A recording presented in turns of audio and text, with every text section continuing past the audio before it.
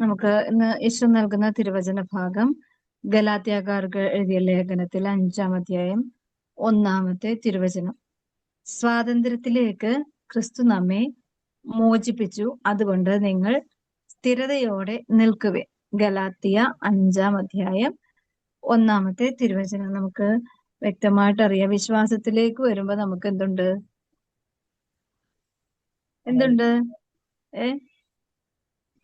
വിശ്വാസത്തിലേക്ക് വരുമ്പോ നമുക്ക് എന്തുണ്ടാവും? സ്ഥിരത ഉണ്ടാകാതിരിക്കാൻ പിശാച് പലവിധ പരീക്ഷണങ്ങളും നമുക്ക് തരും. പിശാചിനെ സഹായിക്കാൻ ചില സമയങ്ങളിൽ ദൈവവും കൂടെ നിൽക്കും, ഇല്ലേ? പരീക്ഷണങ്ങൾ ഉണ്ടാകുമ്പോഴേക്കും അത് എങ്ങനെ അതിജീവിക്കും എന്ന് നോക്കിക്കൊണ്ടിരിക്കും. കർത്താവ് ചിലപ്പോഴൊക്കെ സൈലന്റ് ആവും. അപ്പോഴാണ് വിശ്വാസത്തില് പ്രതിസന്ധി വന്നത്. കാരണം നമ്മൾക്ക് എല്ലാം ദൈവം നമുക്ക് തരും, അല്ലെ? പക്ഷെ നമുക്കൊരു അധ്വാനം വേണ്ടേ? നമ്മുടെ ജീവിതത്തിൽ നമ്മളോടുള്ള ഒരു വിശ്വസ്തത, അല്ലെങ്കിൽ നമ്മളിൽ തന്നെയുള്ള വിശ്വാസ വെളിച്ചം നമുക്ക് പ്രക്ലെയിം ചെയ്യണം, പ്രഘോഷിക്കപ്പെടണം. അപ്പൊ എന്ത് വേണം? വിശുദ്ധീകരണം വേണം നമ്മുടെ ജീവിതത്തില്, അല്ലെ? വിശ്വാസം ഒരു വലിയൊരു ആയുധമാണ്. എന്തിനെ ചെറുക്കാൻ? ഈ ലോകത്തിന്റെ സകല ദുഷ്ടശക്തിയെയും ചെറുക്കാനുള്ള ഒരു പരിചയം കൂടിയാണ് എന്ത്? വിശ്വാസം, അല്ലെ? അത് നമ്മൾ തെളിയിക്കണം. എനിക്ക് നല്ല വിശ്വാസമാണെന്ന് ഏതേരും പറഞ്ഞുകൊണ്ടിരുന്നിട്ട് വല്ല കാര്യമുണ്ടോ? വിശ്വാസം ഇല്ലാത്ത ആരാളുള്ള? എല്ലാവർക്കും വിശ്വാസമുണ്ട്, അല്ലെ? പക്ഷെ വിശ്വാസത്തിന്റെ ആ സ്ഥിരതയും ദൃഢതയും തീക്ഷ്ണതയും തെളിയിക്കപ്പെടുവാനായിട്ട് നമ്മൾ കൊടുക്കുന്ന വിലയാണ് പരീക്ഷണങ്ങളെ അതിജീവിക്കുന്ന ഒരു സമയം, അല്ലെ? നമ്മളിപ്പോ വലിയൊരു പരീക്ഷണത്തില് പെട്ടിരിക്കുകയാണ്. അപ്പൊ നമ്മൾ ഭയങ്കരമായിട്ട് പ്രാർത്ഥിക്കുന്ന വ്യക്തിയാണ്. അപ്പൊ എന്തുണ്ടാവും? നമ്മുടെ വീട്ടിൽ നിന്ന് പറയും, എപ്പോഴും പ്രാർത്ഥന ആയതുകൊണ്ടാണ് ഈ പ്രശ്നങ്ങൾ ഇപ്പൊ ഈ കുടുംബത്തിൽ നിന്ന് മാറാത്തത്, അല്ലെങ്കിൽ ഈ പ്രശ്നം വന്നത്, അല്ലെ? അങ്ങനെ പറയാറില്ലേ സാധാരണ? പറയാറുണ്ടോ? അത് എന്താ കാരണം? അതങ്ങനെ പറയിപ്പിക്കുകയാണ്, അല്ലെ? അപ്പൊ നമ്മൾ എന്ത് ചെയ്യും? ശരിയാണ്, എന്നാ നമുക്ക് പ്രാർത്ഥന ഇനി കുറക്കാം എന്ന് തീരുമാനിച്ചാൽ എന്താണ്? അല്ലെങ്കിൽ നമ്മൾ അങ്ങനെ ഒരു തീരുമാനം നമ്മുടെ ചിന്തകളിൽ വരുമ്പോ തന്നെ ആര് കാണുന്നുണ്ട്?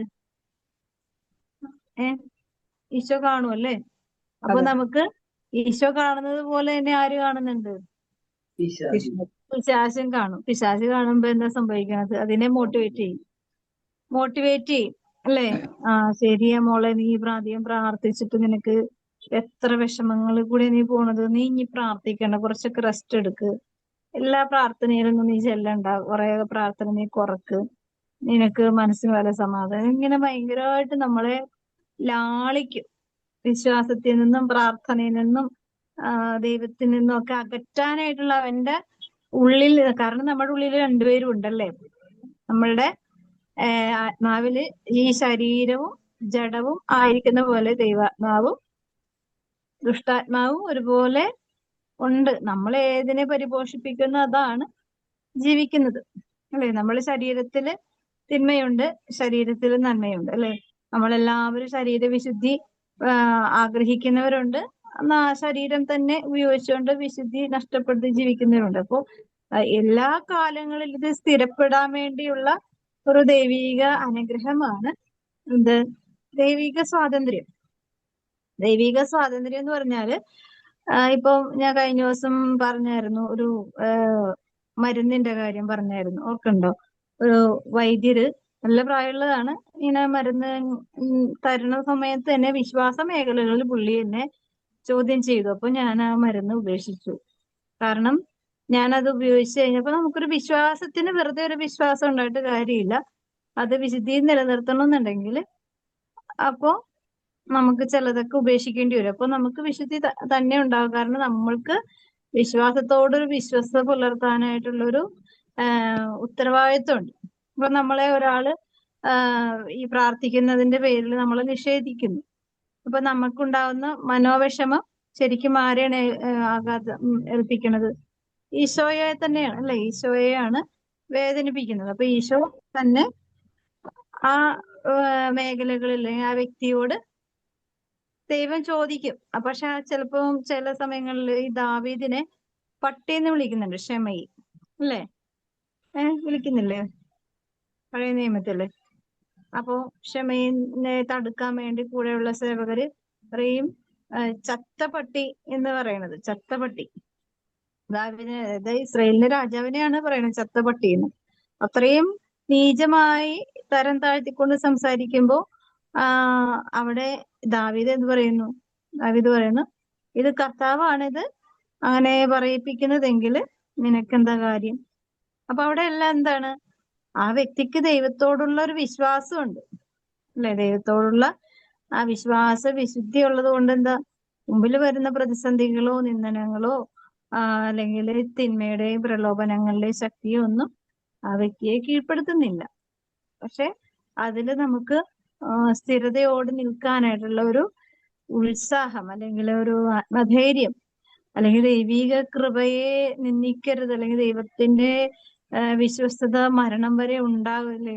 നമ്മൾ എത്ര ബുദ്ധിമുട്ടി കൂടി കടന്നു പോയാലും ദൈവത്തിന്റെ വിശ്വസ്തത അത് മരണം വരെ ഉണ്ടാവുന്നുണ്ടെങ്കിൽ നമ്മൾ അത് ഹൃദയപൂർവ്വം നമ്മള് അത് എന്താ പറയാ, അതങ്ങനെ തന്നെയാണ് സംഭവിക്കുന്നത് എന്ന് നമ്മൾ തന്നെ ഉറച്ച് നമ്മളെ തന്നെ പറഞ്ഞു പഠിപ്പിക്കണം. നമ്മളെ ഇപ്പൊ ഒരാള് വിശ്വാസ മേഖലകളിൽ ചോദ്യം ചെയ്യാൻ വരുമ്പോ അതിനെ എതിർത്ത് നിൽക്കാനായിട്ട് നമുക്ക് സാധിക്കുന്നില്ലെങ്കിൽ, അല്ലെങ്കിൽ അതിനു വേണ്ടി ഒരു ഉറച്ച മനസ്സോടെ നിൽക്കാൻ സാധിക്കുന്നില്ലെങ്കിൽ നമ്മളിൽ കുറച്ചുകൂടി വളർച്ച പ്രാപിക്കാനായിട്ട് എന്തുണ്ട്? സാധ്യതയുണ്ട്. വളർച്ച പ്രാപിക്കാനായിട്ടുള്ള മേഖലകളെ ഈശോ കാണിച്ചു തരും. അതായത് നമ്മള് ആയിരിക്കുന്ന ഒരു ദൈവവിശ്വാസം, നമ്മളിപ്പോ എന്തെല്ലാം ഒന്നും പ്രാർത്ഥിച്ചില്ലെങ്കിൽ പോലും നമ്മളിലുള്ള ഒരു വിശ്വാസ ചൈതന്യം ദൈവം നിക്ഷേപിച്ചിട്ടേക്കണാണ്. അതെന്താന്ന് പറഞ്ഞത്? നമ്മള് നേടിയെടുത്തതല്ല, ദൈവകൃപയാൽ തന്നതാണ്. ദൈവം കൃപയാൽ തന്ന ദൈവത്തിന്റെ ശക്തിയാൽ നമ്മളിൽ നിക്ഷേപിച്ചിരിക്കുന്നത്. അതിപ്പോ നമ്മൾ കളയാൻ നോക്കിയാലും പോവുകയൊന്നുമില്ല.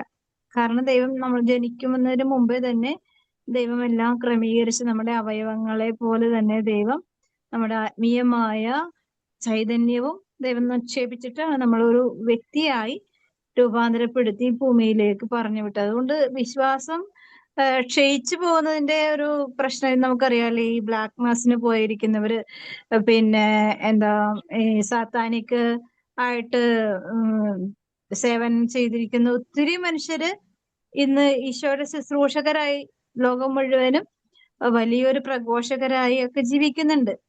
ഉണ്ടോ? അപ്പൊ പിന്നെന്താ? അപ്പൊ അവരൊക്കെ ദൈവവിശ്വാസത്തിൽ നിന്നും ദൈവനിഷേധകരും ഒക്കെ ആയിട്ട് ജീവിച്ചിട്ടും അവരിൽ ദൈവം നിക്ഷേപിച്ച ആ ഒരു വിശ്വാസ ചൈതന്യം കെട്ടടഞ്ഞു പോകാതെ ദൈവം അവരെ കാത്തിരുന്നു. ഇങ്ങനെ ദൈവം കാത്തിരിക്കുന്നതുകൊണ്ടാണ് അങ്ങേയറ്റം വരെയും പോയാലും ദൈവം എത്ര സഹിഷ്ണുത. നമ്മള് വളർത്തുന്ന മക്കള് നമ്മളെ നിന്ദിച്ച് നിഷേധിച്ചും അപമാനിച്ചൊക്കെ കടന്നു പോകുമ്പോ ചിലപ്പോഴൊക്കെ നമ്മൾ പറയും, ഇവരൊക്കെ ജനിച്ചില്ലായിരുന്നെങ്കിൽ. ഞാൻ പറഞ്ഞിട്ടുണ്ട്, ദൈവമേ, മക്കൾ ഉള്ളതാണ് ഇപ്പൊ എനിക്ക് ഭയങ്കര വിഷമം. ഇല്ലായിരുന്നെങ്കിൽ ഇത്രയും ദുഃഖമൊന്നും ഉണ്ടാവില്ലായിരുന്നു. കാരണം നമുക്കൊരു പരിധി കഴിയുമ്പോൾ നമ്മൾ അങ്ങോട്ട് ഡൗൺ ആയി പോകും. അല്ല, അപ്പൊ അങ്ങനെയാണെങ്കിൽ ദൈവം എന്താണല്ലേ മരണം വരെ ഇതിങ്ങനെ സഹിക്കുക. അതിപ്പോ നമ്മുടെ മക്കള് നമ്മളുടെ സ്വാധീനിക്കുന്ന വ്യക്തികളിൽ കൂടി മാത്രമേ നമ്മൾ ഫീൽ ചെയ്യുന്ന സങ്കടങ്ങൾ ഉള്ളൂ. അങ്ങനെയാണെങ്കിൽ പക്ഷെ ദൈവത്തെ വെച്ച് നോക്കുമ്പോ, കമ്പയർ ചെയ്ത് നോക്കുമ്പോ എന്താണ്? സകലമാനം ജനങ്ങളും, സകല ജീവികളും, സകല ഈ ലോകത്തിന്റെ അറ്റം വരെ ഏറ്റവും പൂർണ്ണതയോടുകൂടെ എല്ലാവരുടെ ഹൃദയങ്ങളെ കാണുന്ന ദൈവം ഓരോ നിമിഷവും എത്രമാത്രം സഹനങ്ങളിൽ കൂടിയാണ്, ഈ നിന്ദകരിൽ കൂടിയാണ്, നിഷേധകരിൽ കൂടിയാണ്, ദൈവഭയമില്ലാത്തവരുടെ ഹൃദയങ്ങളിൽ കൂടിയാണ്, അല്ലെങ്കിൽ പാപബോധമില്ലാത്ത കഠിന ഹൃദയങ്ങളിൽ കൂടിയാണ് കടന്നു പോകുന്നത്, അല്ലെ? അപ്പൊ ഇതിനെല്ലാം ദൈവം ഒരു സമയവും ഒരു ഒരു ഓരോ ദൈവിക പദ്ധതികൾ നടക്കാനായിട്ട് കാത്തിരിക്കുന്നു. പക്ഷെ ചില കുഞ്ഞുങ്ങളില് ജനിക്കുമ്പോൾ തന്നെ ഒത്തിരി കൃപയോടുകൂടി ജീവിക്കുന്നു.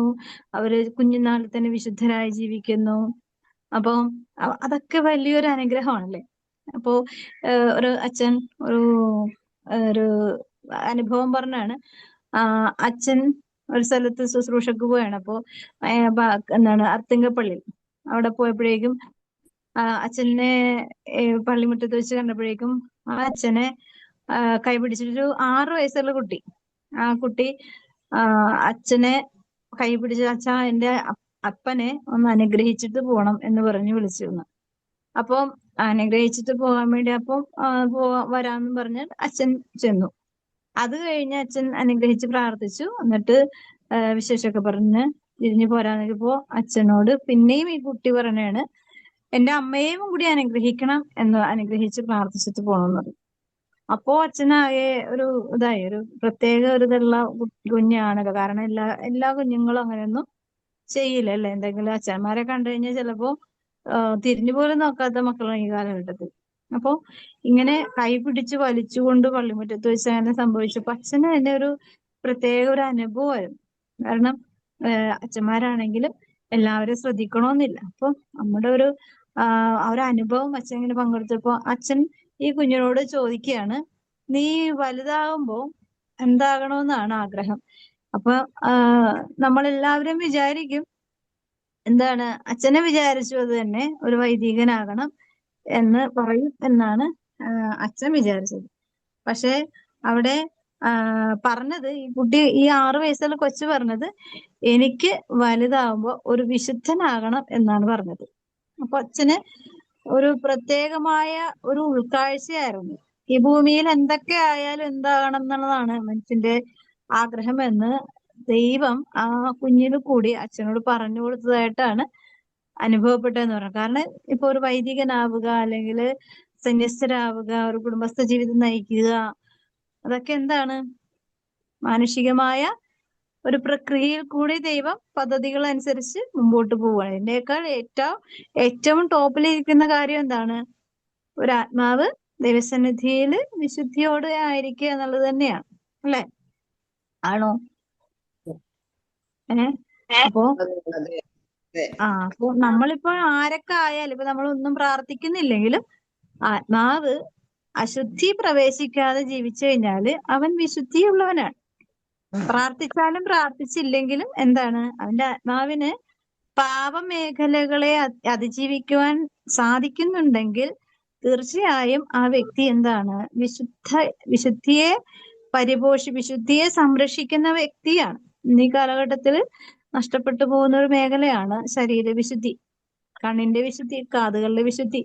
ചില സമയങ്ങളിൽ എന്റെ കാത് ഈശോ, ഞാൻ ചിലപ്പോഴൊക്കെ എനിക്ക് ശരിക്കും കേൾക്കാൻ പറ്റും അവര് പറഞ്ഞത് എന്തോ എന്നെ പറ്റിയാണ് പറഞ്ഞത്, മോശമായത് എന്തോ ആണ് പറഞ്ഞത് എന്ന് എനിക്ക് അവരുടെ മുഖഭാവവും അവരുടെ അതൊക്കെ കണ്ടാൽ മനസ്സിലാവും. പക്ഷെ എനിക്ക് കേൾക്കാൻ പറ്റില്ല. അപ്പൊ എന്താ പറഞ്ഞതെന്ന് ചോദിക്കാനുള്ള ഒരു അവസ്ഥയും എനിക്കുണ്ട്. പക്ഷെ ചിലപ്പോഴൊക്കെ എന്റെ വായടച്ച് കളയും, കാതടപ്പിച്ച് കളയും. അങ്ങനെ ഒരുപാട് അവസരങ്ങൾ കൂടി. അങ്ങനെ നമ്മൾ ചോദിക്കുമ്പോൾ നമുക്ക് ഇഷ്ടമില്ലാത്ത വാക്കായിരിക്കും അവരോടൊന്ന് പറയണം. അപ്പൊ അത് നമ്മുടെ കാതുകളെ അശുദ്ധമാക്കും, പിന്നെ നാവുകളെ അശുദ്ധമാക്കും അല്ലെ. അങ്ങനെ അപ്പൊ നമുക്ക് പ്രതികരണ ശേഷി കൂടുതലുള്ളത് കൊണ്ട് നമ്മൾ പ്രതികരിക്കും. അപ്പൊ എന്താണ്, നമുക്ക് അതൊക്കെ ഉണ്ടെങ്കിൽ പോലും കർത്താവ് ചില സമയങ്ങളിൽ കേൾക്കാതിരിക്കാൻ കാതടച്ച് കളയും, മിണ്ടാതിരിക്കാൻ നാവടച്ച് കളയും. അങ്ങനെയൊക്കെ ഉണ്ടല്ലേ. നമ്മളുടെ സഹായം കൊണ്ടൊന്നും നമ്മുടെ വിശുദ്ധിയെ പരിപോഷിപ്പിക്കുവാൻ സാധിക്കില്ല അല്ലെ. നമ്മൾ സാധാരണ മാനുഷികമായ ജഡത്തിന്റെ എല്ലാ വ്യാപാരങ്ങളോടുകൂടെയാണ് ജീവിക്കുന്നത്. അതുകൊണ്ട് നമ്മൾ പ്രതികരണ ശേഷിയുള്ളവരാണ്, പ്രതികരിക്കും. അപ്പോ നമ്മളുടെ പ്രതികരണം നമ്മുടെ ജീവിത വിശുദ്ധിയെ ബാധിക്കും. അതുകൊണ്ട് ഈ വചന സ്വാതന്ത്ര്യത്തിലേക്ക് നമുക്ക് പ്രവേശിക്കാൻ തടസ്സം നേരിടേണ്ടി വരും അല്ലെ. നമ്മളിപ്പോ ഒരാളോട് ഭയങ്കരമായിട്ട് ദേഷ്യപ്പെട്ടു, നമുക്ക് പെട്ടെന്ന് സംഭവിക്കുന്ന ഒരു വിശ്വാസിക്ക് അല്ലെങ്കിൽ ഒരു ആത്മീയ ജീവിതം അല്ലെങ്കിൽ പ്രാർത്ഥിക്കുന്ന ഒരു വ്യക്തിയെ സംബന്ധിക്കുന്ന പ്രതിസന്ധി എന്താണ്? ഒരു വ്യക്തി നമുക്ക് നേരിടേണ്ടി വരുന്ന ഒരു വെറുപ്പോടെയുള്ള ഒരു സംഭാഷണം നമുക്ക് നേരിടേണ്ടി വന്നു ഒരു വ്യക്തിയിൽ നിന്ന്, അല്ലെങ്കിൽ നമുക്ക് ഇഷ്ടമില്ലാത്ത ഒരു സാഹചര്യത്തിൽ കൂടി കടന്നു പോകേണ്ടി വന്നു. കേൾക്കാമോ? അപ്പോ എന്താണ് നമുക്ക് ആദ്യം ബാധിക്കുന്ന ബുദ്ധിമുട്ട്? മനസ്സില് വിഷമം വരും. പിന്നെ എന്ത് സംഭവിക്കും? നമുക്ക് പെട്ടെന്ന് നിർത്തിക്കളയാൻ സാധ്യതയുള്ള ഒരു മേഖലയാണ് നമുക്ക് ദൈവമായിട്ടുള്ള ബന്ധം, കണക്ഷൻ പെട്ടെന്ന് ദുർബലമാകാൻ സാധ്യതയുണ്ട് ഇല്ലേ? ഫസ്റ്റ് ടൈമില് ഏ ഏ ആദ്യം നമ്മള് ദൈവത്തെ ഓർക്കാറില്ല. ദൈവത്തെ ഓർക്കൂല, നമ്മളെ തന്നെ ഓർക്കും. പിന്നെ ആ പറഞ്ഞ വ്യക്തിയെ ഓർക്കും, ആ സംഭവത്തെ ഓർക്കും, ആ കാരണങ്ങളെ ഓർക്കും. അങ്ങനെ അത് തലയിലിട്ട് മനസ്സിലിട്ട് പെരുപ്പിക്കും, കുറച്ചു നേരം ഇട്ട് പെരുപ്പിക്കും. അപ്പൊ നമ്മളിങ്ങനെ ഓർക്കുന്ന അനുസരിച്ച് ആ സംഭവങ്ങൾ ഇങ്ങനെ ബലൂൺ വീർക്കുന്ന പോലെ വീർത്ത് വീർത്ത് വീർത്ത് അവസാനം ഒട്ടാറായി എന്ന് പറയുമ്പോ കർത്താവേ എന്നെ സഹായിക്കണമേ എന്ന് പറഞ്ഞ് ഓടിച്ചില്ലും അല്ലേ? ഉണ്ടോ അങ്ങനെ അനുഭവം ഉണ്ടാവാറുണ്ടോ? കർത്താവ് ഇതെനിക്ക് പറ്റുന്നില്ല കേട്ടോ, ഇത് എനിക്ക് പ്രാർത്ഥിക്കാം. പിന്നെ എന്ത് പ്രാർത്ഥിക്കാൻ പറ്റില്ല, നമുക്ക് വെറുപ്പുള്ളിൽ കയറിയാൽ എന്താ, ഇങ്ങനെ വീർക്കുന്ന അനുസരിച്ച് നമ്മുടെ ഉള്ളിലുള്ള വെറുപ്പിന്റെ വിദ്വേഷത്തിന്റെ എന്താണ് വേര് വളർന്നല്ലേ? വചനം തന്നെ പറയാം, വിദ്വേഷത്തിന്റെ വേര് വളർന്ന് ഉപദ്രവം ഇല്ലാതിരിക്കാൻ സൂക്ഷിക്കാൻ പറയുന്നുണ്ടല്ലേ? വിദ്വേഷത്തിന്റെ വേര് വളർന്നു കഴിഞ്ഞാല് നമുക്ക് ഉണ്ടാവുന്ന ആത്മാവിന്റെ സ്വാതന്ത്ര്യം കട്ടാവും അല്ലെ? ഇപ്പൊ നമുക്ക് ദൈവത്തോടുള്ള നമുക്കിപ്പോ നമ്മള് നല്ല രീതിയിൽ നല്ല വിശ്വാസത്തിലൊക്കെ ജീവിക്കുകയാണ്, ഒരു കുഴപ്പമില്ല, നമുക്ക് എപ്പോഴും വേണമെങ്കിൽ ഈശോയോട് സംസാരിക്കുന്ന ഒരു വ്യക്തിയാണ്. അപ്പൊ നമുക്ക് ഇങ്ങനെ ഒരു പെട്ടെന്നുള്ളൊരു ഒരു പ്രശ്നം ഫേസ് ചെയ്യുമ്പോൾ നമുക്ക് ആ വേര് എവിടെ കട്ടാണ്, ദൈവവുമായിട്ടുള്ള വേരിന് ബ്രേക്ക് വരും അല്ലേ? അങ്ങനെ വരുമ്പോ എന്താ സംഭവിക്കണത്? നമ്മൾ ആദ്യം ഒന്നും ദൈവത്തെ ഓർക്കൂല, കാരണം നമ്മുടെ ഉള്ളിൽ കിടന്ന് ഫസ്റ്റ് പ്രവർത്തിക്കുന്നത് നമ്മുടേതായ മാനുഷികമായ ബുദ്ധിയും നമ്മുടെ ശരീരത്തിന്റെ ദുർബലതകളും. അതുകൊണ്ടാണ് നമുക്ക് ഫസ്റ്റ് ആ സമയം നമുക്ക് അതിജീവിക്കാൻ ഇത്തിരി പ്രയാസം തോന്നണത്. പക്ഷെ നമ്മള് വീർപ്പിച്ച് പൊട്ടാറായി എന്ന് പറയുമ്പോഴേക്കും നമ്മുടെ മനസ്സിന്റെ ഭാരം നമുക്ക് എടുത്താ പൊങ്ങാത്തതാവുമ്പോഴേക്കും നമ്മള് ചിലപ്പോ ബൈബിൾ എടുക്കാൻ തുടങ്ങും, അല്ലെങ്കിൽ ദൈവം എന്താണ് ഇതിനെപ്പറ്റി ഞാൻ സാധാരണ ജീവിതത്തെ പറ്റിയല്ല, കുറച്ച് വിശ്വാസത്തിൽ ജീവിക്കുന്ന വ്യക്തികളെ പറ്റിയാണ് ഞാൻ പറയുന്നത്. സാധാരണ ജീവിതം ഇത്തിരിയും കൂടി അധ്വാനിക്കേണ്ടി വരും അല്ലെ? സാധാരണ ജീവിതം ചിലപ്പോൾ ഉള്ള വിശ്വാസവും കൂടി നഷ്ടപ്പെട്ടു പോകാൻ സാധ്യതയുണ്ട്, അല്ലെങ്കിൽ അത് നശിപ്പിച്ച് കളയാൻ സാധ്യത. സാധാരണ വെച്ചാൽ അവർ അത്രയും അധ്വാനിക്കുന്നില്ലല്ലോ നിലനിൽക്കാൻ അല്ലെ? സ്ഥിരപ്പെട്ട് നിൽക്കാനായിട്ട് ഈശോയുമായിട്ടുള്ളൊരു ബന്ധം സ്ഥാപിക്കുമ്പോൾ എന്താണ്, കർത്തൃ ശുശ്രൂഷകൾക്ക് ഏർപ്പെടുമ്പോൾ പ്രലോഭനങ്ങളെ നേരിടാൻ ഒരുങ്ങണോന്ന് പറയണം. അപ്പൊ കർത്തൃ ശുശ്രൂഷ, പള്ളിയിൽ പോയി അവിടുത്തെ ശുശ്രൂഷ ചെയ്യുക എന്ന് മാത്രമല്ല, എന്താണ്, കർത്താവിനോട് ചേർന്നുള്ള ഒരു ജീവിത ശൈലി അല്ലെങ്കിൽ ജീവിത ആഗ്രഹം, ജീവിതത്തിന്റെ പ്രവർത്തന മണ്ഡലങ്ങൾ, അത് വീടാകാം, പിന്നെന്താണ് ശുശ്രൂഷ മേഖലയാകാം, സമൂഹത്തിൽ എവിടെയും ഏതവസ്ഥയിൽ ഇപ്പൊ നമ്മള് എന്താണ് ഇപ്പൊ സർക്കാരിന്റെ ഉദ്യോഗസ്ഥ മേഖലകളിലോ രാഷ്ട്രീയ അധികാരങ്ങളിലോ ഒക്കെ എന്താണ്, ഇതൊക്കെ എല്ലായിടത്തും ബാധകമാണ്. ദൈവത്തിന് വേണ്ടി ഹൃദയം ഓരോ നിമിഷമെങ്കിലും മാറ്റിവെക്കാനായിട്ട് ആഗ്രഹിക്കുന്നുണ്ടെങ്കിൽ കർത്തൃ ശുശ്രൂഷയിൽ ആ വ്യക്തി ഐക്യപ്പെടുന്നുണ്ട്. അപ്പൊ എന്താണ്, അവിടെ നിന്നൊക്കെ അടി വീഴും. പക്ഷെ പ്രലോഭനങ്ങൾ അതിജീവിക്കാൻ എന്തുണ്ട്, ദൈവിക ശക്തി നമ്മൾ ആർജിച്ചെടുക്കണം അല്ലെ? നമ്മളിപ്പോ ദാഹിക്കുന്നു, ഭയങ്കര ദാഹമാണ്, ഭയങ്കര ദാഹം എന്ന് വെച്ചാൽ ഭയങ്കര ദാഹം. അപ്പൊ നമുക്ക് വീട്ടിൽ എന്തായാലും ഒരു വീടാവുമ്പോ വെള്ളമൊക്കെ ഉണ്ടാവും അല്ലെ? നമ്മൾ പക്ഷെ ഇരിക്കുന്നിടത്തൊന്നും എഴുന്നേക്കണ്ടേ? നമ്മുടെ അതിപ്പോ നമ്മൾ വെള്ളത്തിനോട് വെള്ളമേ നീ എന്റെ വായി വന്ന് വീഴെന്ന് പറഞ്ഞു കഴിഞ്ഞാൽ വന്ന് വീഴോ? എനിക്ക് ദാഹിക്കുന്നു നീ വന്ന് ഇല്ല. നമ്മൾ ചെന്ന് എന്താണെങ്കിൽ ഇപ്പൊ ഇവിടെ ടേബിളിൽ ഇരിക്കുന്ന ജഗ്ഗിൽ നിന്നും നമ്മൾ ഗ്ലാസ്സിലേക്ക് വെള്ളം ഒഴിച്ച് അത് നമ്മ എടുത്ത് കുടിക്കണം. അത്രയും അധ്വാനങ്ങൾ നമ്മൾ ചെയ്യണം അല്ലെ? അപ്പോ അങ്ങനെയാണെങ്കിൽ ആത്മീയ കാര്യങ്ങൾ ഇങ്ങനെ തന്നെയാണ്, കുഞ്ഞു കുഞ്ഞു അധ്വാനങ്ങൾ അത്യാവശ്യമാണ്. അതുവഴിയാണ് നമുക്ക് അല്ലെ ഈ ദാഹം അങ്ങോട്ട് കിട്ടുമ്പോ ഒരു ആശ്വാസവും അല്ലെ? ഇല്ലേ?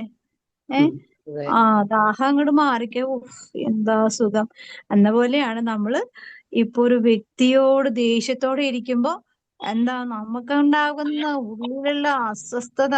എനിക്കൊക്കെ അങ്ങനെയാണ്, ഞാൻ അങ്ങനെയാണ്. എനിക്ക് പ്രാർത്ഥിക്കാൻ ദൈവത്തെ ഓർക്കാൻ പോലും എനിക്ക് പറ്റില്ല.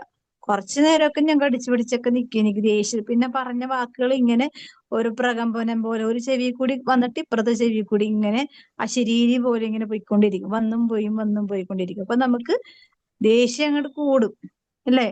കൂടും. ആ ഒന്നിന് നാലായിട്ട് കൂടും. കാരണം പറഞ്ഞ ആള് പറഞ്ഞ കാര്യം പറഞ്ഞിട്ട് അങ്ങോട്ട് പോയി. പക്ഷെ നമ്മുടെ ഹൃദയത്തിൽ അത് കിടന്ന് അലയടിക്കും. അലയടിച്ച് അവസാനം നമ്മുടെ നമ്മുടെ ആത്മാവിന്റെ അലച്ചില് വർദ്ധിക്കും. പറഞ്ഞ ആൾക്കൊന്നും സംഭവിച്ചിട്ടില്ല. കേട്ട ആൾക്കാണ് എന്ത് സംഭവിച്ചത്? ബുദ്ധിമുട്ട്. അപ്പോ അതാണ് നമുക്ക് ഈ സ്ഥിരമായിട്ട് നിക്കണം. ദൈവത്തോടുള്ള വിശ്വാസ ജീവിതത്തില് സ്ഥിരപ്പെട്ട് നിക്കണമെങ്കിൽ എന്തുണ്ട്? ദൈവം അപ്പൊ ഓർത്താ മതി, മാതാവും ഈശോയൊക്കെ അനുഭവിച്ച സങ്കടങ്ങൾ. അതായത് മാതാവ് എവിടെയെങ്കിലും ആരോടെങ്കിലും എതിർത്ത് സംസാരിച്ചതായിട്ട് പറയുന്നുണ്ടോ വചനത്തില്? ഇല്ല. ആകെ ആ മറ്റേ ലൂക്കയുടെ സുവിശേഷത്തിൽ മറിയത്തിന്റെ സ്തോത്രഗീതം അതൊക്കെ മാത്രമല്ല അല്ലേ മാതാവിനെ കുറിച്ച് പറയും. പക്ഷെ മാതാവ് അനുഭവിച്ച സഫറിങ് എന്ന് പറഞ്ഞാൽ ഈശോയോട് ഒരു 90% നീതി പുലർത്തി ജീവിക്കണമെങ്കിൽ, അതായത് ആ സഹനങ്ങളെ 100% എന്ന് പറയാൻ പറ്റില്ല. കാരണം കർത്താവും സർവശക്തനായ ദൈവവും മാതാവിനെ ഒരുമിച്ച് കാണുക എന്ന് പറഞ്ഞാൽ ഭയങ്കര പ്രയാസം. കാരണം മാതാവ് സൃഷ്ടിയാണ്, ഈശോ സ്രഷ്ടാവാണ്. അപ്പോ അത്രമാത്രം, അതായത് ഒരു സൃഷ്ടിക്ക് എടുക്കാവുന്നതിനേക്കാൾ ഏറ്റവും പരമോന്നതമായ സങ്കടങ്ങളാണ് പരിശുദ്ധ അമ്മ ഏറ്റെടുത്തത്. അപ്പോ ഇവിടെ എല്ലാം അമ്മയിലുള്ള ഒരു സ്ഥിരത കണ്ട് നമ്മൾ ജീവിച്ചാലുണ്ടല്ലോ, നമുക്ക് ഏതറ്റം വരെയും പോലും പോകാൻ പറ്റും. കാരണം എൻ്റെ ഒരു അനുഭവത്തിൽ ഞാനിങ്ങനെ എൻ്റെ ഇടവകയിലെ ഒരു പ്രശ്നം, ഒരു കാര്യം കണ്ട് എനിക്ക് ഭയങ്കരമായിട്ട് വിഷമം വന്നു. കാരണം ആരോടും പറയാനും പറഞ്ഞിട്ട് കാര്യമില്ല, ആരും അനുസരിക്കില്ല, സ്വീകരിക്കില്ല. അപ്പൊ ഞാൻ മാതാവിന്റെ രൂപം, ഞാൻ ഇതിനു മുമ്പ് പറഞ്ഞിട്ടുണ്ട്, മാതാവിന്റെ രൂപത്തിൽ വന്നിട്ട് അമ്മേ മാതാവേ, കാണുന്നുണ്ടല്ലോ, അമ്മയ്ക്ക് എല്ലാം കാണാം, അമ്മയ്ക്ക് എല്ലാവരുടെ ഹൃദയങ്ങൾ അറിയാം, എല്ലാവരുടെ പ്രവൃത്തികള് അവർ അടുത്ത നിമിഷം ചെയ്യുമ്പോൾ എന്താണെന്നൊക്കെ എല്ലാം അറിയാം. എല്ലാം അറിയുന്നുണ്ടല്ലോ. എനിക്കിത് പറ്റുന്നില്ല, ഇത് താങ്ങാൻ. കാരണം നമ്മൾ സാധാരണ മനുഷ്യര് ദുർബലരാണ്. അപ്പൊ പ്രത്യേകിച്ച് നമ്മൾ നീതിക്ക് വേണ്ടി വിശക്കുകയും ദാഹിക്കുകയും ചെയ്യുന്നവർ ഭാഗ്യവാന്മാർ എന്ന് അഷ്ടസൗഭാഗ്യങ്ങൾ പറയുന്നതിന്റെ കാര്യം എന്താ? അതൊരു വലിയൊരു പെയിനാണ്. നീതി ലഭിക്കാതെ വരുമ്പോ അതിനു വേണ്ടി നിലകൊള്ളാനായിട്ടുള്ള ഒരു പരിശ്രമം നടക്കുമ്പോ അനീതിയും അക്രമവും നമ്മളെ ഞെരുക്കും, പീഡിപ്പിക്കും. അപ്പോൾ പക്ഷെ നമ്മളത് സ്ഥിരമായിട്ട് നിൽക്കുക. ഇപ്പൊ ഈ ഒരു ബിസിനസ്സുകാരൻ റോയ് എന്ന് പറയുന്ന മനുഷ്യൻ ഈ ഒരു അവസ്ഥയെ കൂടി കടന്നു പോയത് കൊണ്ടാണ് പുള്ളിക്ക് ആ മരണം സംഭവിച്ചത്. നീതിക്ക് വേണ്ടി വിശക്കുകയും ദാഹിക്കുകയും ചെയ്യുന്ന ആ ഒരു അവസ്ഥയില് നമ്മളുടെ ആ ഒരു ആത്മാവിന്റെ സ്വാതന്ത്ര്യം നഷ്ടപ്പെട്ടു പോകില്ല. അതുകൊണ്ടാണ് ഈ സ്വാതന്ത്ര്യം എന്ന് പറഞ്ഞാൽ സ്വർഗം നൽകുന്ന സ്വാതന്ത്ര്യവും. അതുകൊണ്ടാണ് നമ്മളിപ്പോ കുരിശിന്റെ വചനം എന്തായിട്ടാണ് ലോകത്തിൽ കാണുന്നത്? ഭോഷത്വം പോലെയാണ് അല്ലേ? അത് പക്ഷെ വിജ്ഞാനികൾക്ക് എന്താണ്? വിജ്ഞാനികൾക്ക് അതൊരു ശക്തിയാണ് അല്ലേ? ദൈവത്തിന്റെ വചനം ഒരു ശക്തിയാണ്. അതായത് വിജ്ഞാനി എന്ന് പറഞ്ഞാല് ദൈവത്തിന്റെ സ്നേഹത്താൽ നിലകൊള്ളുന്ന ഓരോ വ്യക്തിയും ദൈവവചനത്തിൽ നിന്നും ശക്തി സ്വീകരിക്കുന്നു. അത് ഭോഷന്മാർക്ക് പറയുമ്പോ അത് ഭോഷത്വമായിട്ട്, വിഡ്ഢിത്തമായിട്ട് തോന്നും. അപ്പൊ അങ്ങനെ ഉള്ളൊരു ലോകത്താണ് നമ്മൾ ജീവിക്കുന്നത്. അതുകൊണ്ട് നമ്മുടെ സ്വാതന്ത്ര്യം, നമ്മൾ പ്രാർത്ഥിക്കുന്ന വ്യക്തികളാണെങ്കിൽ, ആത്മീയമായി ദൈവത്തോട് ഐക്യപ്പെട്ട് ജീവിക്കുന്ന വ്യക്തികളാണ്. ഇവ പ്രാർത്ഥിച്ചില്ല, നമ്മുടെ മനസാക്ഷി എന്ന് പറഞ്ഞൊരു കാര്യം ഉണ്ടല്ലോ. അതുകൊണ്ടാണ് ഈശോ പറഞ്ഞത് നിങ്ങളുടെ മനസാക്ഷിയെ നിർമ്മലമായി സൂക്ഷിക്കുക. ഞാൻ ഈ കഴിഞ്ഞ ദിവസം എന്റെ കടയില് ഒരു ചേട്ടൻ വന്നു. അപ്പൊ ആ പുള്ളീനെ എനിക്ക് അത്ര ഇഷ്ടമല്ല. പിന്നെ ഇങ്ങനെ വളവള വർത്താനം പറഞ്ഞോണ്ടിരിക്കും. അപ്പൊ എന്നോട് ചോദിച്ച് വെള്ളം ഉണ്ടോന്ന് ചോദിച്ചു. അപ്പൊ ഞാൻ ആദ്യം വെള്ളം ഉണ്ട്, എന്നാലും എനിക്ക് കൊടുക്കാൻ മടി. പിന്നെ ഞാൻ പറഞ്ഞു വെള്ളം നോക്കണം എന്നൊക്കെ പറഞ്ഞു എക്സ്ക്യൂസ് പറഞ്ഞു. കാരണം ഞാൻ കുടിക്കുന്ന ബോട്ടിലാണ്, അത് വേറെ ആരെങ്കിലും എടുത്ത് കുടിക്കുമ്പോൾ എനിക്ക് എന്തോ ഒരു ഇഷ്ടക്കേട് പോലെ. അപ്പോൾ ഞാൻ നോക്കുമ്പോ നല്ല ഉച്ച സമയമാണ്. അപ്പം ഞാൻ ഇല്ലാന്ന് പറഞ്ഞു. ഞാൻ പറഞ്ഞു എടുത്ത് വേറെ തരാന്നും പറഞ്ഞിട്ടൊക്കെ നിന്നു. പക്ഷെ എന്റെ മനസാക്ഷി എന്നെ അനുവദിച്ചില്ല. എന്റെ മനസാക്ഷി പറഞ്ഞു നിന്റെ കയ്യിൽ വെള്ളം ഉണ്ടെന്ന് നിനക്കും അറിയാം, ദൈവത്തിനും അറിയാം, നീ എന്നിട്ട് ഒഴിവാക്കി വിടണേണല്ലേ എന്ന് പറഞ്ഞു എന്നോട് എന്റെ മനസാക്ഷി ചോദിച്ച്. അപ്പോ ഞാൻ വേഗം കട അടച്ചിട്ട് പുറത്തോട്ട് ഇറങ്ങിയ സമയമായിരുന്നു. എന്നിട്ട് ഞാൻ കട തുറന്നിട്ട് പിന്നെ എടുത്ത് കൊടുത്തു. ആ പുള്ളിയൊന്നും പറഞ്ഞൊന്നുമില്ല. അതില്ല എന്ന് പറഞ്ഞു. ഞാൻ ചോദിച്ചു എന്നെ എന്തെങ്കിലും പറയുമെന്ന്. ഇല്ലാന്ന് ഞാൻ കട്ടായം പറഞ്ഞതാ. പക്ഷെ പുള്ളി കുടിച്ച് 2 കവിള് കുടിച്ച്. ഞാൻ ദൈവമേ, ആ 2 കവിളിന്റെ വില എന്റെ മനസാക്ഷിക്ക് എനിക്ക് എന്റെ മനസാക്ഷിയെ സ്വാതന്ത്ര്യത്തിലേക്ക് അഴിച്ചു വിട്ടു അല്ലേ? കേട്ടോ. എനിക്ക് അങ്ങനെ ഫീൽ ചെയ്തു.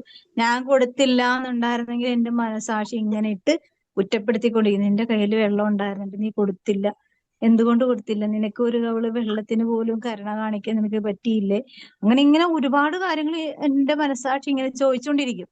അപ്പൊ എനിക്ക് ഭയങ്കര വിഷമമായിരിക്കും. അപ്പൊ ആ പുള്ളിക്ക് വെള്ളം കൊടുത്തില്ലെങ്കിൽ വേറെ ഏതെങ്കിലും വഴി വെള്ളം കിട്ടും. പക്ഷെ എന്റെ ഉള്ളിലുള്ള സമാധാനം അന്നത്തെ ദിവസം പോകും, അല്ലേ? അപ്പൊ അത് വളരെ വളരെ നിസ്സാരമായ കാര്യമാണ്, വളരെ നിസ്സാരമായ കാര്യം. അപ്പൊ പക്ഷെ ഈ മനസാക്ഷി, അതായത് വിശ്വാസത്തിന്റെ പൂർണ്ണതയിലെത്തിയിരിക്കുന്നവർക്കും അപൂർണതയിലെത്തിയിരിക്കുന്നവർക്കും ദൈവിക സ്വാതന്ത്ര്യം നഷ്ടപ്പെട്ടു പോകാതിരിക്കുവാൻ എന്ത് ചെയ്തു?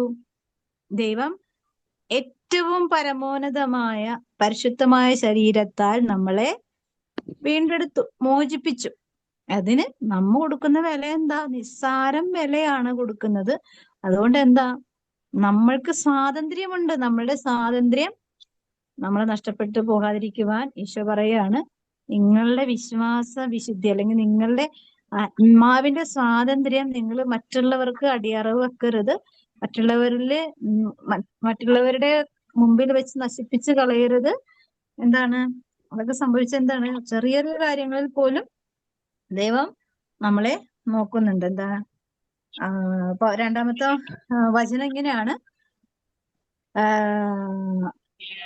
പൗലോസായ ഞാൻ നിങ്ങളോട് പറയുന്നു, നിങ്ങൾ പരിച്ഛേദന സ്വീകരിക്കുന്നെങ്കിൽ ക്രിസ്തു നിങ്ങൾക്ക് ഒന്നിനും പ്രയോജനപ്പെടുകയില്ല. പരിച്ഛേദന സ്വീകരിക്കുന്ന ഓരോ മനുഷ്യനോട് ഞാൻ വീണ്ടും ഉറപ്പിച്ചു പറയുന്നു, അവൻ നിയമം മുഴുവൻ പാലിക്കാൻ കടപ്പെട്ടവനാണ്. നിയമത്തിലാണ് നിങ്ങൾ നീതീകരിക്കപ്പെടുന്നത് ഇത് എന്ന് കരുതുന്നുവെങ്കിൽ ക്രിസ്തുവിനോടുള്ള നിങ്ങളുടെ ബന്ധം വിച്ഛേദിക്കപ്പെട്ടിരിക്കുന്നു, കൃപാവരത്തിൽ നിന്നും നിങ്ങൾ വീണു പോവുകയും ചെയ്തിരിക്കുന്നു. അപ്പോ നിയമങ്ങള് പൂർണ്ണമായി ഇപ്പോ നമ്മള് ചില മനുഷ്യരോട് ചോദിക്കും, ഞാൻ അത് ചെയ്യുന്നുണ്ട്, ഇത് ചെയ്യുന്നുണ്ട്, എല്ലാം ചെയ്യുന്നുണ്ട്.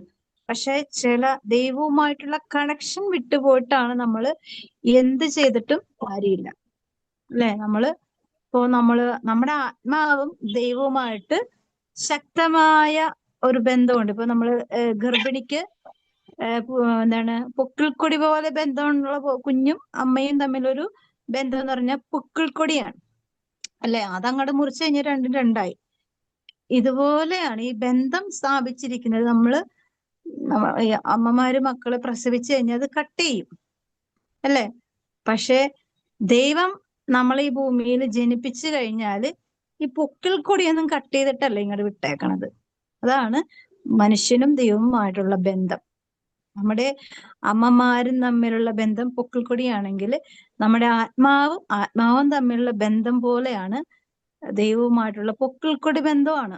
ആ ഒരു ദൈവിക സ്വാതന്ത്ര്യം നമുക്ക് നഷ്ടപ്പെട്ടു പോകുന്നത് ദൈവവുമായിട്ടുള്ള ബന്ധം നഷ്ടപ്പെട്ടു പോകുമ്പോൾ ഉണ്ടാവുന്ന അപകടം. ദൈവവുമായിട്ട് ബന്ധം നഷ്ടപ്പെട്ടു പോകുമ്പോഴാണ് ഈ ലോകത്തിൽ തിന്മയുടെ പ്രഹരങ്ങൾ ഏൽക്കേണ്ടി നമുക്ക് വരുന്നത്. അതുപോലെ തിന്മയുടെ വഴികളിൽ കൂടി സഞ്ചരിക്കേണ്ടി വരുന്നത്, അല്ലെ? പാപത്തിന്റെ സ്വാധീനം നമ്മളെ അടിമത്തത്തിലേക്ക് കൊണ്ടുപോകുന്നത്. അങ്ങനെ ഒത്തിരി ഒത്തിരി കാര്യങ്ങൾ സംഭവിക്കുന്നു. അപ്പോ ഈ പൊക്കിൾക്കൊടി ബന്ധം, അതായത് ദൈവാത്മാവും മനുഷ്യാത്മാവുമായുള്ള പൊക്കിൾക്കൊടി ബന്ധം എവിടെ എപ്പോൾ നഷ്ടപ്പെടുന്നോ നമുക്ക് സ്വാതന്ത്ര്യമില്ല. പലരും പറയുന്ന എന്തൊക്കെ ചെയ്തിട്ടും ഒരു ഇതില്ല, എന്തൊക്കെ ചെയ്തിട്ടും സമാധാനമില്ല, എത്ര പ്രാർത്ഥിച്ചിട്ടും ഒരു അനുഗ്രഹം കിട്ടുന്നില്ല, ഒരു കാര്യം നടപ്പാക്കുന്നില്ല എന്ന് പറഞ്ഞ എന്താ കാര്യം? എന്താ അവിടെ എന്തൊക്കെയോ കട്ടൗട്ടാണ്. വാട്ടർ ടാങ്കിൽ നിറച്ച് വെള്ളം ഉണ്ടായിട്ട് കാര്യമില്ല. അതിന് കൊടുത്തിരിക്കുന്ന കണക്ഷൻ പൈപ്പിന്റെ പ്രശ്നം നമ്മൾ ക്ലിയർ ചെയ്തേ മതിയാകൂ. എന്നാൽ മാത്രമേ, അല്ലെങ്കിൽ നമ്മള് വെള്ളം ഉണ്ടെന്ന് പറഞ്ഞിട്ടും നമുക്കത് ഉപയോഗിക്കാൻ കിട്ടുന്നില്ല. നമ്മൾ വെള്ളമില്ലാതെ ജീവിക്കേണ്ട അവസ്ഥ, അല്ല? ആത്മാവിന്റെ വരണ്ട അവസ്ഥയിലായിരിക്കും. അപ്പൊ ഈ സ്വാതന്ത്ര്യം എന്ന് പറഞ്ഞ നിസ്സാര കാര്യമൊന്നുമല്ല. നമുക്കിപ്പോ ഞാൻ പറഞ്ഞ പോലെ, ഇപ്പൊ ഞാൻ ജസ്റ്റ് പറഞ്ഞ പോലെ ആ 2 കവിള് വെള്ളത്തിന് വേണ്ടി എന്റെ മനസാക്ഷിയെ ഞാൻ ക്രൂശിച്ചാനെ. പക്ഷെ അത് ഞാൻ കൊടുത്തപ്പോ എനിക്കുണ്ടായ സമാധാനം.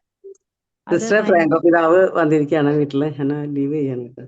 ഓക്കെ, നമുക്ക് പ്രത്യേകം പ്രാർത്ഥിക്കാം. ദൈവീയ സ്വാതന്ത്ര്യം നമുക്ക് നഷ്ടപ്പെട്ടു പോകാതിരിക്കാൻ. ദൈവമേ, ദൈവത്തിന്റെ സ്വാതന്ത്ര്യമാണ് നമുക്ക് ഏറ്റവും അധികം അനുഗ്രഹം പ്രാപിക്കാൻ കിട്ടുന്ന അവസരം. അതായത് ഞാനും ദൈവവുമായുള്ള ബന്ധം എവിടെയൊക്കെ നഷ്ടപ്പെട്ടു പോകുന്നോ അവിടെയെല്ലാം പിശാച് കയറി ഭരിക്കും, നശിപ്പിക്കും, നഷ്ടപ്പെടുത്തും, കൊന്നും കൊലവിളിച്ചൊക്കെ നമ്മുടെ കുടുംബജീവിതങ്ങളിൽ പലവിധ അപകടങ്ങളിൽ കൂടി കൊണ്ടുപോകും. അതുകൊണ്ട് നമുക്ക് പ്രത്യേകം പ്രാർത്ഥിക്കാം.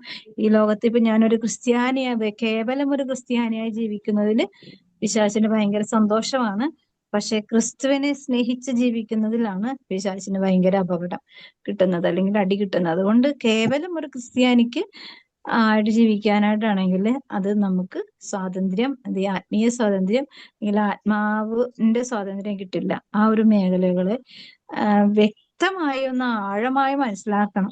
നമ്മള് ഇന്ന് ക്രിസ്ത്യാനികൾക്ക് കിട്ടുന്ന ദൈവിക അനുഗ്രഹങ്ങളുടെ എണ്ണം നമുക്ക് ചിന്തിച്ച പോലും മനസ്സിലാക്കാൻ പറ്റാത്ത ഒരു അനുഗ്രഹം. പക്ഷെ ഇന്ന് ഏതെങ്കിലും ക്രിസ്ത്യാനികൾ മനസ്സിലാക്കുന്നുണ്ടോ? ഞാനടക്കം ഒന്നും മനസ്സിലാക്കാതെ ജീവിക്കുക. എങ്കിലും നമ്മൾ ദൈവത്തിന്റെ ഒരു കൃപയുടെ ശക്തിയാലാണ് നമ്മൾ പോകുന്നത്. നമുക്ക് പ്രത്യേകമായിട്ട് പ്രാർത്ഥിക്കാം. ഈശോയുടെ സ്വാതന്ത്ര്യം നമ്മുടെ ജീവിതത്തിന്റെ ശ്വാസമായി മാറുവാനുള്ള അനുഗ്രഹത്തിനായിട്ട് പ്രാർത്ഥിക്കാം.